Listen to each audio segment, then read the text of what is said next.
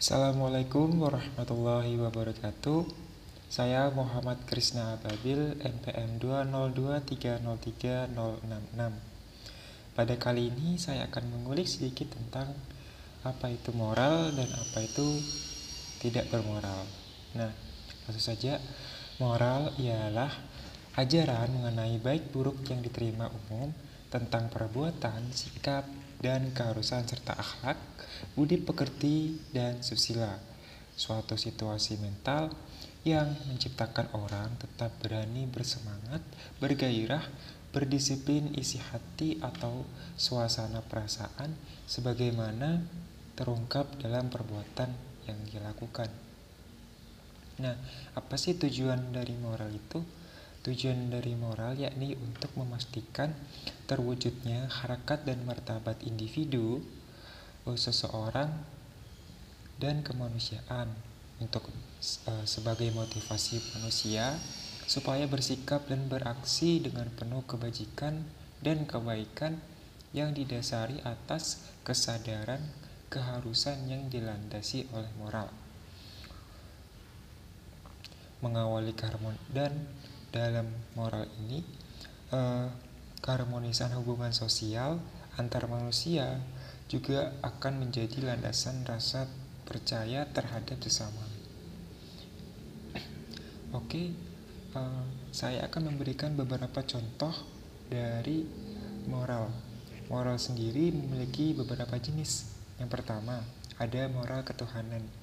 Moral ketuhanan ini sangat bersangkut paut dengan keagamaan atau religius menurut doktrin agama tertentu dan pengaruhnya terhadap diri seseorang.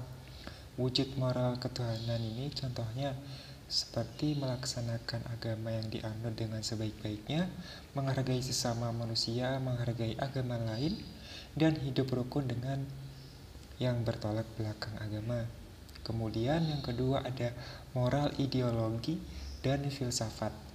Moral ini berurusan dan dengan motivasi kebangsaan, loyalitas dan loyalitas untuk cita-cita bangsa dan negara.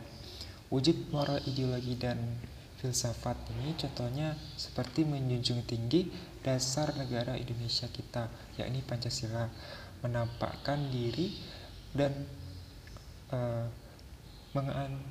membasmi semua ideologi asing yang hendak menggantikan dasar negara Indonesia.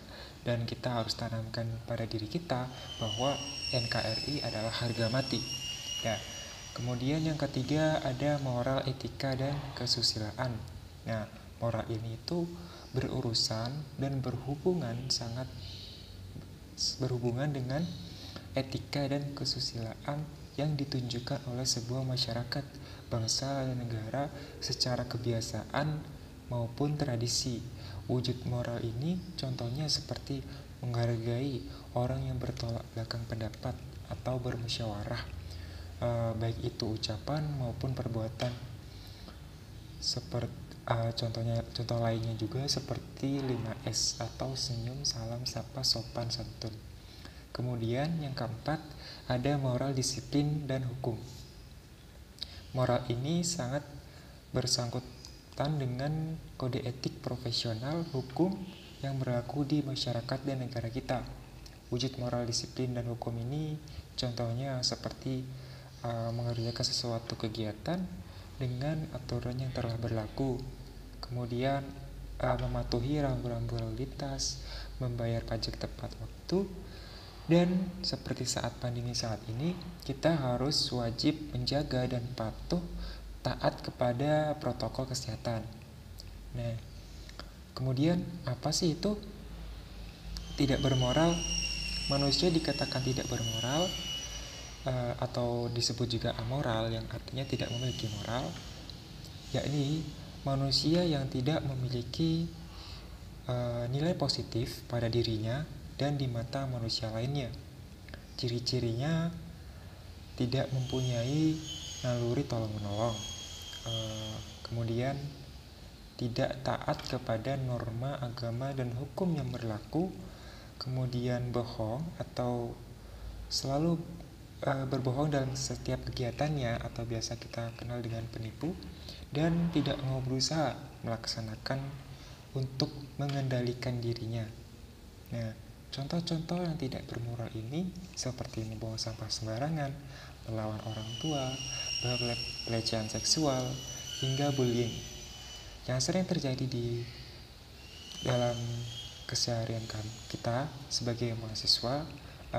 Seringnya adalah school bullying sebagai perilaku agresif yang dilakukan berulang-ulang oleh seseorang maupun kelompok siswa yang memiliki kekuasaan terhadap siswa lain yang lebih lemah dengan tujuan menyakiti siswa tersebut. Banyak bentuk dari tindakan bullying nih, namun yang sering terjadi seperti tindakan secara verbal. Hal ini biasanya seperti ejekan, meledek, ataupun menyebutkan nama-nama yang tidak sepatutnya disebutkan. Jika tindakan ini tidak diperhatikan, bentuk penyalahgunaan ini dapat meningkat menjadi teror fisik, yang mana akan menyebabkan perilaku seperti kenakalan fisik ya, seperti menendang, meronta-ronta, bahkan tindakan fatal yang lainnya. Nah, itu tadi teman-teman sedikit dari saya definisi apa itu moral dan contohnya, kemudian apa itu tidak bermoral dan apa contoh-contoh dari tidak bermoral. Nah, kemudian saya akan memberitahukan kalian nih, gimana sih kita bisa menanamkan moral pada diri kita. Nah, pertumbuhan moral dalam kehidupan manusia dituntut harus memiliki moral, ya, agar dapat dihormati oleh sesama manusia lainnya. Namun, seiring perkembangan era globalisasi saat ini, tidak sedikit manusia yang moralnya itu dengan berbagai menghilangkan moral-moral yang ada dalam dirinya dengan berbagai alasan dan tujuan yang ada. Dengan demikian, hal-hal tersebut mengganggu pertumbuhan moral dalam kehidupan manusia di zaman sekarang. Pendidikan yang didapatkan baik secara langsung maupun tidak langsung dalam kehidupan sehari-hari sangat berpengaruh dalam pertumbuhan moral kita. Nah, ada beberapa faktor, ada 3 faktor yang mempengaruhi pertumbuhan moral pada diri kita. Yang pertama, yakni faktor keluarga. Nah, dalam perkembangan moral, keluarga menjadi salah satu faktor internal yang sangat mempengaruhi pertumbuhan dan pembinaan moral dalam diri seseorang. Ya, kenapa? Karena dalam pertumbuhan moral seseorang, keluarga merupakan tempat pertama bagi setiap individu untuk berinteraksi. Adanya interaksi membuat seseorang dapat belajar bagaimana mengembangkan, membangun, dan menumbuhkan moral, serta belajar untuk menunjukkan moral yang baik dalam kehidupan sehari-harinya. Dengan demikian, tanpa disadari dalam kesehariannya, pertumbuhan moral seseorang itu sangat tergantung pada pendidikan dan pengajaran dalam keluarga, baik di rumah bahkan maupun dimanapun dia berada. Sebab itu, baiklah sebuah keluarga menjadi wacana bagi setiap manusia dan mempelajari mengembangkan moralnya. Kemudian faktor yang kedua yakni adalah faktor lingkungan. Lingkungan sangat berpengaruh penting dalam membangun moral seseorang. Karena dalam lingkunganlah manusia berkembang dan bertumbuh serta berinteraksi dengan manusia lainnya. Oleh sebab itu, baiknya setiap pribadi manusia kiranya pandai-pandai memilih dan memilah dalam menempatkan diri di sebuah lingkungan. Dengan pandai memilih dan menempatkan diri kita pada hal yang positif, maka pertumbuhan moral kita ke arah yang lebih positif.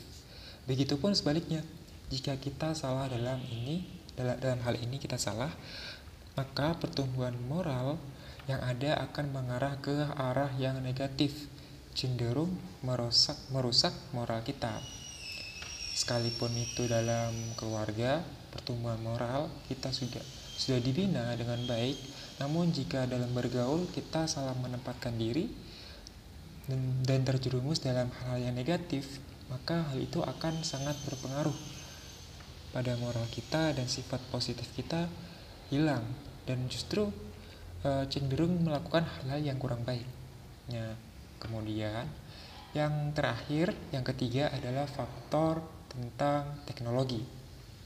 Ya, betul sekali. Di era 4.0 saat ini, teknologi ini sering digunakan. Ada yang mempermudah kegiatan manusia, ada juga yang justru menyalahgunakan fasilitas teknologi yang ada seperti hal-hal yang negatif. Oleh karena itu, terkadang teknologi menjadi jalur bagi orang-orang yang amoral atau yang tidak memiliki moral untuk melakukan berbagai hal jahat dengan banyak tujuan maupun alasan. Adanya orang-orang yang amoral ini mempengaruhi orang lain yang ada di sekitarnya untuk melakukan hal yang tidak baik atau tidak terpuji. Dengan demikian, teknologi menjadi salah satu sarana yang dapat mempengaruhi pertumbuhan moral seseorang. Sehingga kiranya setiap manusia dapat hidup di zaman modern ini dengan mempertimbangkan setiap tawaran teknologi yang dia gunakan, yang dia pergunakan sehari-hari dengan penuh kesadaran dan akan hal-hal yang akan dihadapinya nanti, dan harus menggunakan teknologi dengan penuh rasa tanggung jawab. Banyak sekali contoh kasus yang ada yang bisa kita ambil, seperti menggunakan jaringan internet dan sosial, jaringan internet, seperti menggunakan jaringan internet dan sosial yang salah sehingga mengakibatkan timbulnya kejahatan seperti hoax ataupun oknum-oknum lain seperti peretasan sebuah situs website ataupun yang lainnya. Nah, sekian penjelasan dari saya. Apabila ada tutur kata yang salah dan penjelasan yang kurang mengenakan, mohon maaf. Saya akhiri. Wassalamualaikum warahmatullahi wabarakatuh.